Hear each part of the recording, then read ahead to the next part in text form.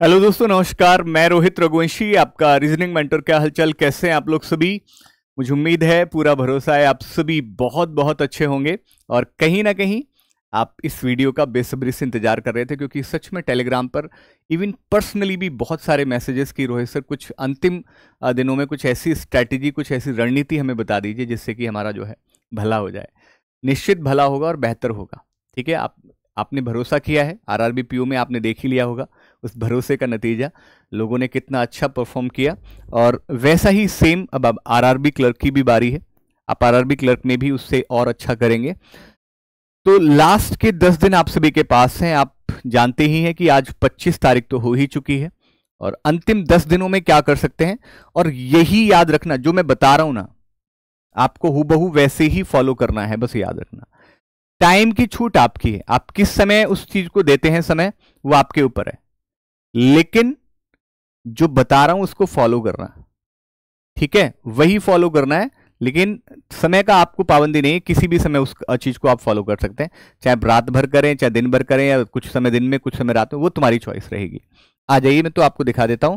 सबसे पहले आपके दिमाग में यही बात आएगी, सर एडमिट कार्ड कब आएगा? तो मैं बता देता हूं, 27 से 29 नवंबर के बीच में आपको एडमिट कार्ड देखने को मिल सकता है। होने को हो सकता है कल ही आ जाए, लेकिन मैं आपको ये बता देता हूं 27 से 29 नवंबर के बीच में आ जाएगा। ये आपकी टारगेट डेट है। ठीक है जी। तो अगर बात करें कि अंतिम 10 दिनों की एकदम सटीक रणनीति रोहित सर, तो देखिए आपको सेल्फ क्या करना है, यानी खुद क्या करना है। ठीक है जी। तो खुद आपको कहीं से भी, जहां से भी आप मॉक, जहां आपको मॉक मिले, चाहे वो पेड हो चाहे वो फ्री हो, जैसे भी एक सही मॉक टेस्ट की आपको जो है पता होनी चाहिए, समझ होनी चाहिए। वहां से एक खुद एक सेल्फ आप जो है मॉक टेस्ट खुद लगाइए डेली। बहुत सारे बच्चों में यही कमी रहती है कि कोई 2 लगा रहा है, कोई 3 लगा रहा है। भाई, इससे काम नहीं बनता है। आप दिन में 5 लगा लो, उससे नहीं चीजें निकल कर आएंगी। लेकिन जो मॉक टेस्ट आप लगा रहे हो, उस मॉक टेस्ट का प्रॉपर आपने एनालिसिस किया, क्या कमी रही, क्या लूप होल रहे, कहां मैं स्पीड मेरी बढ़ सकती थी, कहां ये क्वेश्चन क्यों नहीं हुआ, मुझे तो आता था लेकिन क्यों नहीं बना पाया। इन सब के पीछे का रीजन, कारण जानना और फिर उस पर काम करना, इसको कहते हैं कि प्रॉपर आपने मॉक लगाया। मॉक लगा के पीछे हट जाना, अलग हो जाना, उससे कुछ नहीं होगा। लेकिन मॉक लगाने के बाद आपने उस मॉक पे बाद में फिर कितना काम किया, ये सब डिपेंड करता है। यही चीजें इंप्रूवमेंट लाती हैं। आप कहते हैं ना कि स्कोर नहीं बढ़ रहा, the important thing, the reason behind, score इसलिए ही नहीं बढ़ रहा क्योंकि आप उसको प्रॉपर एनालिसिस नहीं कर रहे हैं। आप प्रॉपर एनालिसिस करेंगे तो स्कोर बढ़ेगा। आप जहां भी कमी हो रही है उस पर काम करेंगे तो आपका स्कोर बढ़ेगा। ठीक है, तो इसलिए एक डेली, अब आगे के 10 दिन आपको यही फॉलो करना है। 45 मिनट का पेपर और 1.25 घंटे उस पर काम। ठीक है, 45 मिनट पूरा पेपर दीजिए और 1.25 घंटे उस पर काम करिए कि क्या दिक्कत रही, क्यों मुझसे ये क्वेश्चन देर से बना, इसको मैं कैसे जल्दी बना सकता था, और अगर ये क्वेश्चन मुझसे नहीं हुआ है तो क्यों नहीं हुआ, होना चाहिए था। इस सब के पीछे का कारण जानना और फिर उसको प्रॉपर देखना और करना उस पर काम।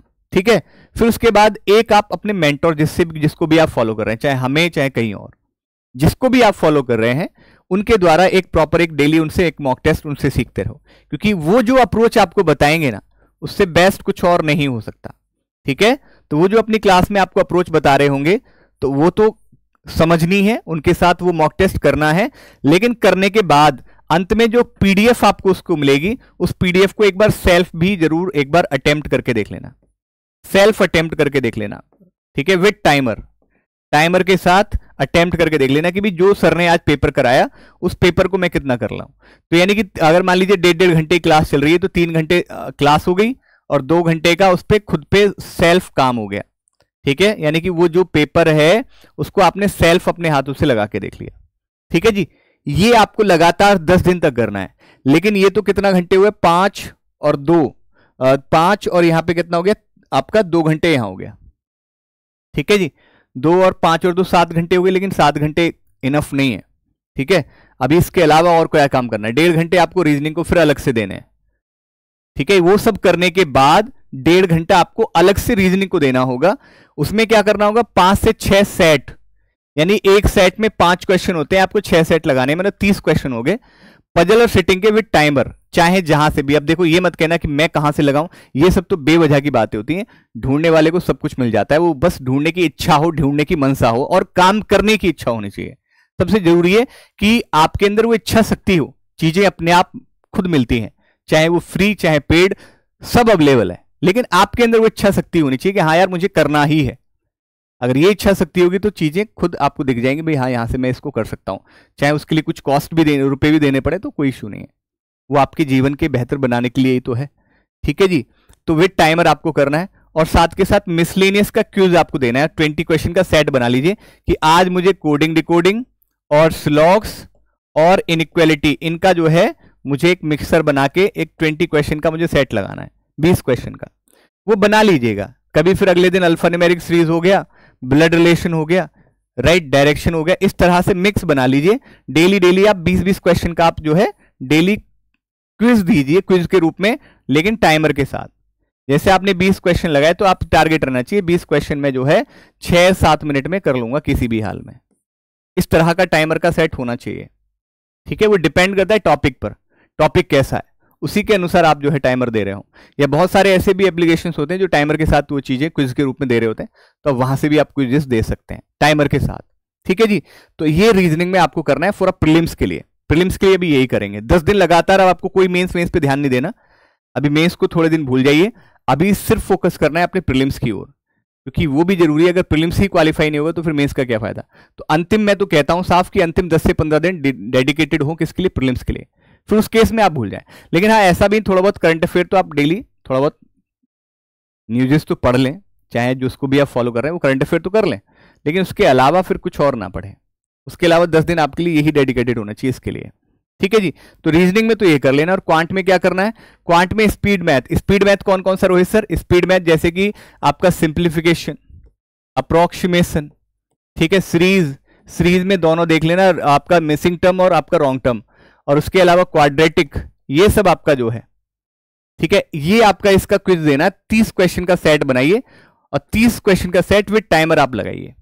वो चॉइस आपकी है कि आज मैंने सिंप्लीफिकेशन अप्रोक्सीमेशन के 30 क्वेश्चन लगाए, आज मैंने सीरीज के जिसमें मिसिंग टर्म और रॉन्ग टर्म दोनों ही थे उसके 30 क्वेश्चन का सेट लगाया। इस तरह से आपको कर लेना है।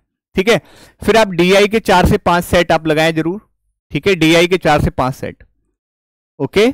और फिर वर्ड प्रॉब्लम, वर्ड प्रॉब्लम की जो है मिक्स प्रैक्टिस करनी है। मिक्स, मिक्स मतलब उसमें मैक्सिमम टॉपिक कवर हो रहे हैं, जैसे प्रॉफिट लॉस, सीआईएसआई, ठीक है, time and work, time speed distance, average, ratio, ये सब जो है मिक्स, मतलब 3-3, 4-4 टॉपिक की मिक्स प्रैक्टिस आप जो है लगातार इस 10 दिन तक कर रहे होंगे। ठीक है जी, 10 दिन तक ध्यान रखना। तो ये आप ऐसा कर सकते हैं। बाकी दोस्तों अगर मैं, क्योंकि देखिए मैंने इसमें क्यों नहीं बताया कि पेपर कैसे करें, कैसे करना है, देखिए आपको भी पता है कि भाई आरआरबी क्लर्क है, आरआरबी क्लर्क में आपको भी पता है 70+ तो मैंडेटरी है भाई, 70+ तो लाना ही लाना है। किसी किसी स्टेट की 73, 74 भी जा सकती है, लेकिन 70+ लाने के लिए इसका मतलब यह है किसी एक सब्जेक्ट में तो आपको पूरे में से पूरा स्कोर करना होगा। वो डिपेंड करेगा कि आपका वो कौन सा सब्जेक्ट है जो स्ट्रांग है। हर बच्चे का क्वांट स्ट्रांग नहीं होता, हर बच्चे का रीजनिंग स्ट्रांग नहीं। एक सब्जेक्ट तो ऐसा होगा जो बहुत स्ट्रांग होगा, उसमें 40 में से 40 स्कोर करना ही करना है। ठीक है, और क्वांट में भी आपको किसी भी टॉपिक को मिस नहीं करना, क्योंकि आप जानते हैं कि भाई यहां 70+ लाने के लिए हर एक चीज में आपको बेहतर होना पड़ेगा। बस मैं ये कह सकता हूं कि आरआरबी क्लर्क का पेपर का लेवल बहुत इजी रहेगा। चाहे मैं अगर वर्ड प्रॉब्लम की बात करूं, जैसे मैंने आपको यहां दिखाया ना, ये वर्ड प्रॉब्लम, वर्ड प्रॉब्लम क्या है, वही अर्थमेटिक के क्वेश्चन।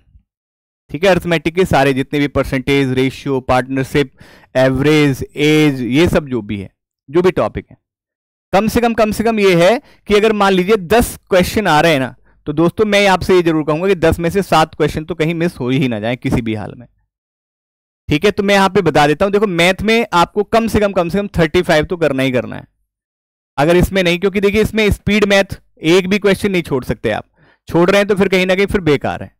सेम डीआई में अगर आपका जो है मान लीजिए 2 सेट आए, तो 2 सेट में से 8 क्वेश्चन मैंडेटरी हैं, क्योंकि आपको पता है 20 क्वेश्चन के लमसम आपको जो है 20 क्वेश्चन, 15 से 20 क्वेश्चन आपको स्पीड मैथ से मिलेंगे, 15 से 20 क्वेश्चन।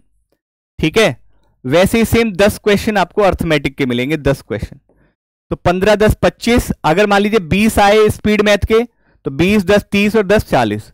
यानी फिर तो 2 सेट आएंगे, 2 से 3 set. It depend on speed math. अगर स्पीड मैथ के 15 क्वेश्चन है तो 3 सेट डीआई के आएंगे और 2 आपका जो है 10 नंबर का अर्थमेटिक आएगा।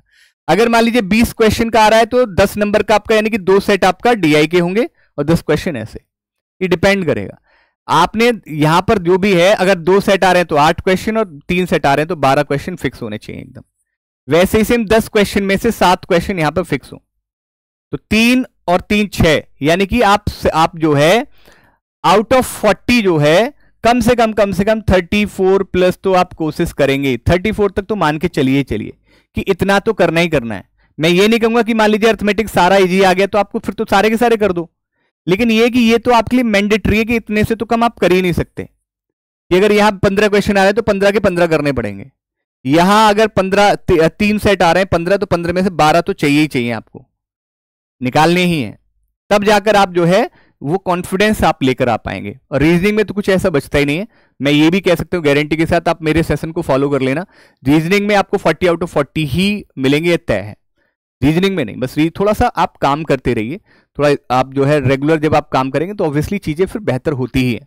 ठीक है, आप इन टर्म्स ऑफ स्पीड, चाहे स्पीड के रूप में बात करें, चाहे किसी भी, चाहे एक्यूरेसी के रूप में बात करें, जब आप लगातार कंसिस्टेंट किसी चीज पर अपने ऊपर या किसी भी चीज पर काम करते हैं तो वो कहीं ना कहीं इंप्रूवमेंट की ओर ही जाती है, वो सुधार की ओर ही जाती है। तो अब बस अपने आप लगातार इस तरह से काम करते रहिए। और जो मैंने 10 दिन का आपको बताया है ना, बस ये 10 दिन करके देखो, आप खुद कह दोगे हाँ रोहित सर सच में बहुत इंप्रूव हुआ है। ठीक है जी, चलिए बाकी आप सभी को मैं बता दूं कि अगर आप हमारी, जैसे मैंने बताया ना, मेंटोर की भी क्लास फॉलो करनी है, तो अगर आप चाहते हैं कि भी हाँ रोहित सर के द्वारा मुझे चीजें डेली पढ़नी है तो सुबह 9 बजे लाइव जुड़ना। ठीक है, मुझे ऑफलाइन नहीं, मुझे आप सभी लाइव चाहिए। लाइव 9 बजे मेरी क्लास होगी रीजनिंग की। ठीक है जी, 9 बजे रीजनिंग की यूट्यूब पर, यानी इसी प्लेटफॉर्म पर आपको रीजनिंग की क्लास मिलेगी सुबह 9 बजे। और 11 बजे आपको जो है बच्चों शोभित सर की क्लास, क्वांट की क्लास मिलेगी। ठीक है, शोभित सर की क्वांट की क्लास मिल रही होगी 11 बजे। ठीक है जी, तो इस चीज का आप ध्यान रखेंगे। ये ना हो कि कोई मन में और कोई जो है संशय रह जाए किसी भी तरह का, तो आप मुझे कमेंट के माध्यम से बताना। अगर कोई भी मन में डाउट रहो ना, लगे कि भी हाँ ये डाउट है मेरे मन में, तो आप मुझसे जो है पूछ सकते हैं। ठीक है, वैसे तो देखिए 7:30 बजे 10:30 बजे है सर का टाइम। ठीक है, उन्होंने सर ने 2 दिन ली थी 11 बजे। ठीक है, कुछ रीजंस की वजह से। वैसे एक्चुअल टाइम जो है सर की क्लास का वो 10:30 बजे है। ठीक है, सर की क्लास का जो एक्चुअल टाइम है वो 10:30 बजे है। वो 2 दिन सर ने आप जो है कुछ रीजंस की वजह से लिया, लेकिन याद रखना क्वांट की क्लास का जो समय है वो 10:30 बजे। ठीक है जी बच्चों, चलिए बहुत बहुत शुक्रिया आप सभी से। मुझे उम्मीद है आप सभी जरूर कल की क्लास में मिलेंगे। आज के लिए इतना ही, बहुत बहुत शुक्रिया, धन्यवाद, थैंक यू सो मच।